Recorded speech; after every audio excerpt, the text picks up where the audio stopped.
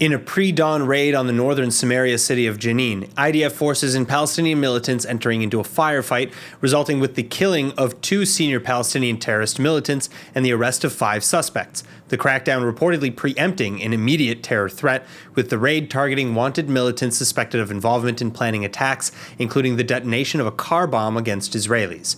Specific targets including Hamas operative Abu Hirtzula as well, who was released from Israeli prison several months ago, but the troops coming under live fire and thrown explosives, and Hirtzula escaping capture. That said, Hirtzula reportedly turning himself into the Palestinian Authority after he and his brother were injured in the raid.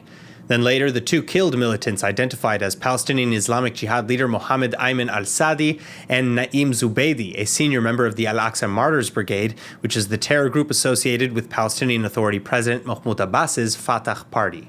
Both al-Sadi and Zubaydi connected to a number of shooting attacks against Israelis, and following the raid, IDF forces locating and confiscating at least 3 M16 rifles. No IDF injuries were reported.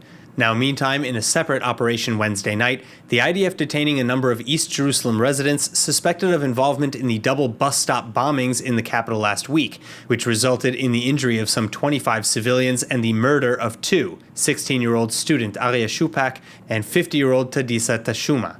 In the wake of the devastating and coordinated bombing attack, security forces saying they conducted massive manhunts for the perpetrators.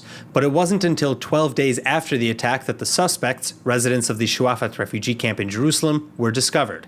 And in fact, it was their plans to attempt another terror attack that led the troops to their doorstep.